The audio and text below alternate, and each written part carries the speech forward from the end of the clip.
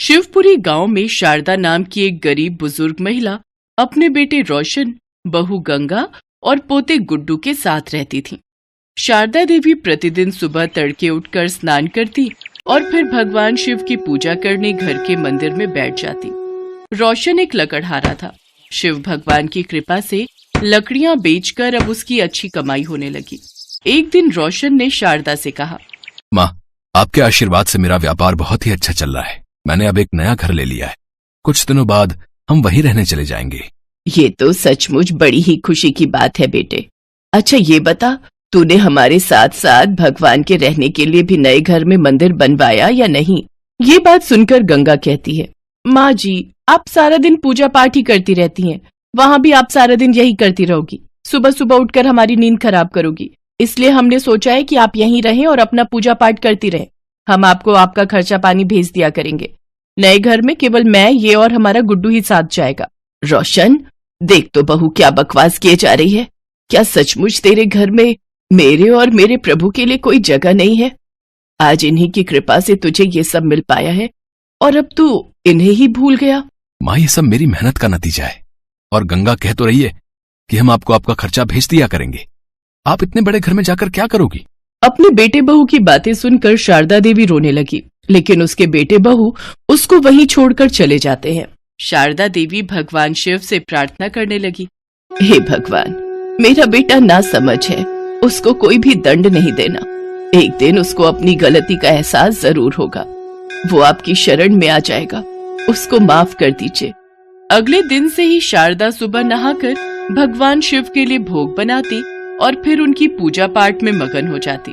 इसके बाद शिव जी का भजन पूजन करके उनको भोग लगाकर प्रसाद ग्रहण करती। कभी कभी वो अपने लिए खाना बनाती तो कभी केवल प्रसाद खाकर ही संतोष कर लेती। ऐसे ही कई रोज गुजर गए। फिर एक दिन शारदा देवी अपने घर के बाहर बैठी थी कि तभी उसके पड़ोस की एक औरत उसके पास आई और शारदा उससे कहने लगी, सुनो बेटी, मेरा कुछ सामान खत्म हो गया है, क्या तुम बाजार से जाकर ले आओगी? वो औरत बाजार से सारा सामान लाकर शारदा देवी को दे देती है। शारदा उसके लिए चाय बनाकर लाती है और फिर उस औरत को धन्यवाद कहती है। चाय पीते हुए वो महिला शारदा देवी से कहती है, माँ जी, आज आपके बेटे ने अपने नए घर की खुशी में सभी गांव वालों को भोजन पर आमंत्रित किया है। क्या उन्होंने आपको नहीं बुलाया? जो मेरे शिव जी का ना हो सका, भला वो मेरा क्या होगा? अब मुझे उससे कोई मतलब नहीं है। शारदा देवी की बात सुनकर महिला वहाँ से चली जाती है। ऐसे ही समय बीतता गया। अब शारदा देवी और भी बूढ़ी और कमजोर होती गई। अब उसमें खाना और प्रसाद तक बनाने की हिम्मत नहीं बची थी। इसलिए वो अब सिर्फ शिव जी के लिए ही प्रसाद बनाती और उसी को खाकर संतुष्टि कर लेती थी। एक दिन शारदा देवी भगवान शिव के आगे बैठकर रोने लगी और कहने लगी, प्रभु, अब इस संसार से मेरा मन भर चुका है। अब आप मुझे अपनी शरण में ले लीजिए। ना जाने और कितना कष्ट सहना होगा मुझे आपसे मिलने के लिए। इतना कहकर वो भजन करने लगी। अगले दिन सुबह शारदा ने स्नान किया और फिर प्रसाद बनाने के लिए रसोई में गई तो उसने देखा कि आटा खत्म हो चुका है। उसे ध्यान आया कि कुछ गेहूं पड़े हुए हैं। वो गेहूं लेकर चक्की में पीसने बैठ गई, लेकिन कमजोरी के कारण उनसे चक्की चल ही नहीं रही थी। ये देख शारदा देवी की आंखों से आंसू बहने लगे। वो कहने लगी, प्रभु, आज मेरा शरीर साथ नहीं दे रहा है। मेरा नियम टूट जाएगा और मेरे शिव जी भूखे रहे। ये मुझसे बर्दाश्त नहीं होगा। मुझे शक्ति दे प्रभु, जिससे कि मैं आपको भोग लगा सकूं। इतना कहकर शारदा देवी ने एक बार फिर कोशिश की और फिर दोबारा कोशिश करके वो हार गई और वो रोने लगी। तभी घर में तेज रोशनी हुई और नीले प्रकाश से पूरा घर भर गया। उन्होंने देखा कि स्वयं भगवान शिव चक्की चला रहे हैं। शारदा उनको देखकर हैरान रह गई। तभी भगवान ने कहा, मैया, क्या देख रही हो? मुझे बहुत जोरों की भूख लगी है, इसमें और गेहूं डालो। शारदा देवी को बिल्कुल भी होश नहीं था। वो रोते रोते चक्की में गेहूं डाल रही थी और भगवान शिव गेहूं पीस रहे थे। फिर जब शारदा देवी को सुध आई तो भगवान शिव गेहूं पीस चुके थे। इसके बाद शिव जी भगवान ने कहा, मैया, आज आपकी तपस्या सफल हुई। मांगो, आपको क्या मांगना है?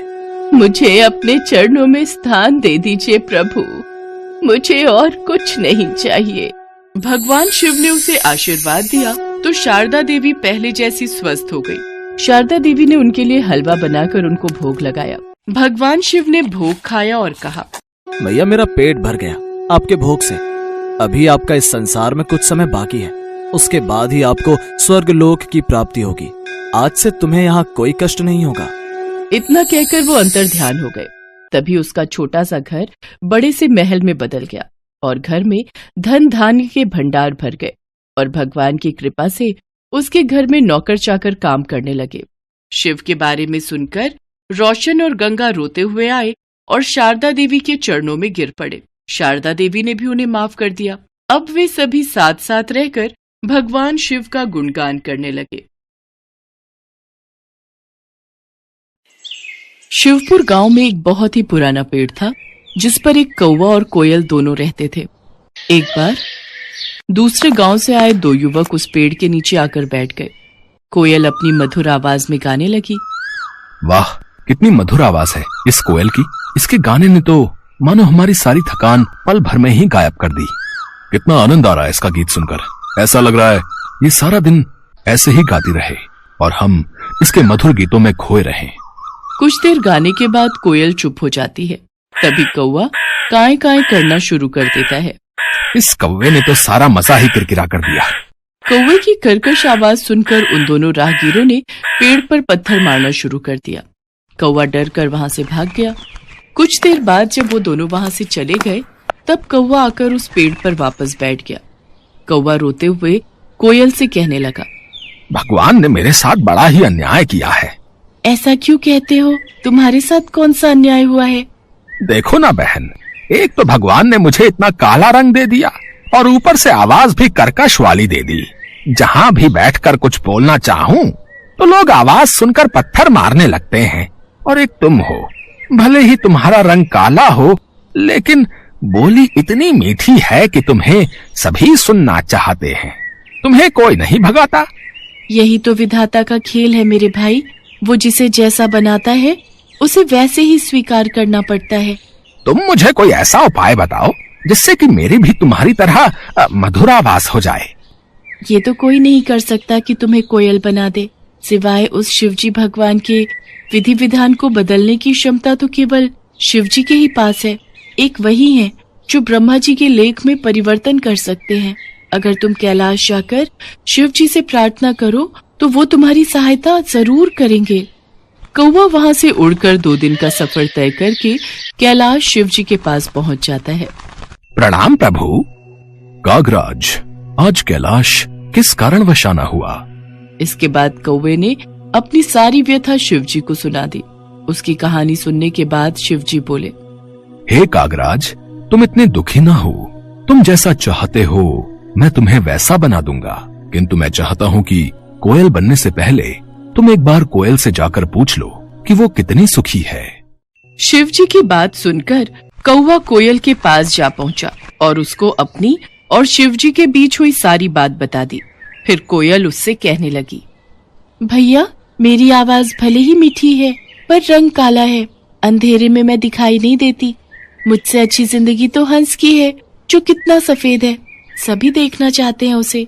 सारा दिन सरोवर में रहता है, कितना सुंदर लगता है। हर कोई उसे देखना चाहता है। कोयल की बातें सुनकर कौवे का मन बदल गया और वो फिर शिवजी के पास पहुंचा। प्रभु, अब मुझे कोयल नहीं बनना। वो तो अपनी जिंदगी से खुश नहीं है, किंतु हंस जरूर अपनी जिंदगी से खुश होगा। ठीक है, मैं तुम्हें जरूर हंस बना दूंगा, पर एक बार जाकर तुम हंस से पूछ कर आओ कि वो कहीं अपनी जिंदगी से दुखी तो नहीं है। कौवा एक बार फिर उड़कर हंस के पास पहुंचा। भाई, मैं तुमसे कुछ पूछना चाहता हूँ। पूछो भाई, क्या पूछना चाहते हो? तुम तो अपनी जिंदगी में बहुत खुश होगी ना? नहीं भाई, मुझे हमेशा डर लगा रहता है कि कहीं कोई मेरा शिकार न कर ले।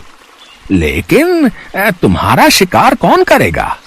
आजकल हर कोई पानी में रहने वाले पशु पक्षियों को मारकर खा लेते हैं। मुझे तो हर समय यही डर लगा रहता है कि कहीं कोई मुझे मार न दे। यही मेरी जिंदगी है। सच कहूं तो जिंदगी तो तोते की अच्छी होती है, हरा हरा रंग और लाल लाल चोंच। हंस की बात सुनकर कौवा तोता बनने की ख्वाहिश पाल लेता है और वो शिवजी के पास जाकर कहता है, प्रभु, मुझे तोता बना दीजिए। कागराज, तुम एक बार तोते से जाकर पूछो कि कहीं उसको भी अपनी जिंदगी से कोई शिकायत तो नहीं है। उसके बाद कौवा तोते के पास चला जाता है और उससे पूछता है, दोस्त, तुम तो अपनी जिंदगी में बहुत खुश हो गए। तुम्हें कोई शिकायत नहीं होगी। तुम अपनी इस चोंच से स्वादिष्ट खाना खाते हो। हरा हरा सा खूबसूरत रंग है तुम्हारा। लाल लाल सुंदर सुंदर चोंच है तुम्हारी। देखने में कितने सुंदर हो। सब लोग तुम्हें मिट्ठू कहकर बुलाते हैं। दोस्त, मेरी सुंदरता ही तो मेरी जान का कारण है। मुझे हमेशा डर सताता रहता है कि कहीं कोई मुझे पकड़कर पिंजरे में ना बंद कर दे, मेरी आजादी ना छीन ले। असली सुंदरता तो मोर के पास है। सुंदर सुंदर पंख, और जब वो नृत्य करता है तो कितना सुंदर लगता है। तोते की बात सुनने के बाद कौवा शिवजी के पास गया और बोला, प्रभु, ना ही मुझे हंस बनना है और ना ही तोता। कृपा करके मुझे मोर बना दीजिए। मोर तो अपनी जिंदगी से बहुत खुश होगा। कागराज, तुम एक बार मोर से भी पूछ लो, उसे कहीं अपनी जिंदगी से कोई शिकायत तो नहीं है। कौवा मोर को ढूंढने गया, लेकिन वो उसे कहीं दिखाई नहीं दिया। फिर वो उसे चिड़ियाघर में मिलता है। भाई, तुम दिखने में कितने सुंदर हो। जब तुम नाचते हो तो तुम्हारी खूबसूरती में चार चांद लग जाते हैं। लोग तो तुम्हारे साथ फोटो खींचने में कितने खुश रहते हैं। और एक मैं काला कलूटा, अगर मैं किसी की छत पर भी बैठ जाऊं तो वो मुझे वहां से भगा देते हैं। अरे काहे की सुंदरता, इसी सुंदरता के कारण तो आज मैं पिंजरे में कैद हूँ। अगर बाहर रहता हूँ तो हर समय डर रहता है कि कब न जाने कौन आकर मेरे पंख नोच ले, कहीं कोई मेरा शिकार न कर ले। सबसे अच्छी जिंदगी तो तुम्हारी है। ना ही तुम्हें कोई पकड़ता है और ना ही तुम्हारा शिकार करता है। अपनी आजादी में रहते हो, लेकिन फिर भी न जाने क्यों तुम्हें खुद से शिकायत रहती है कि तुम्हारा रंग काला है और आवाज बेकार है। सच कहूँ तो यही तुम्हारा सुरक्षा कवच है। मैं तो ईश्वर से प्रार्थना करता हूँ कि अगले जन्म में मुझे कौवा ही बनाए। मोर की बातों को सुनकर अब कौवे को समझ में आ चुका था कि ईश्वर वही करता है जो तुम्हारे लिए अच्छा होता है, न कि वो जो तुम्हें पसंद हो। ये सोचकर कौवा फिर शिवजी के पास पहुंचा और कहने लगा, प्रभु, मुझे ना तो तोता बनना है, न कोयल, न हंस और न मोर। मैं जैसा हूँ मैं वैसा ही ठीक हूँ प्रभु। शिवजी उसकी बातें सुनकर हंसते हैं और कहते हैं, कागराज, यही तो मैं तुम्हें समझाना चाहता था। हमें किसी से खुद की तुलना नहीं करनी चाहिए, क्योंकि वो हमेशा दुख का कारण ही बनती है और हर कोई अपने आप में श्रेष्ठ है। अब कौवे को सारी बात समझ आ चुकी थी। वो शिवजी से आज्ञा लेकर खुशी खुशी वापस कोयल के पास लौट जाता है।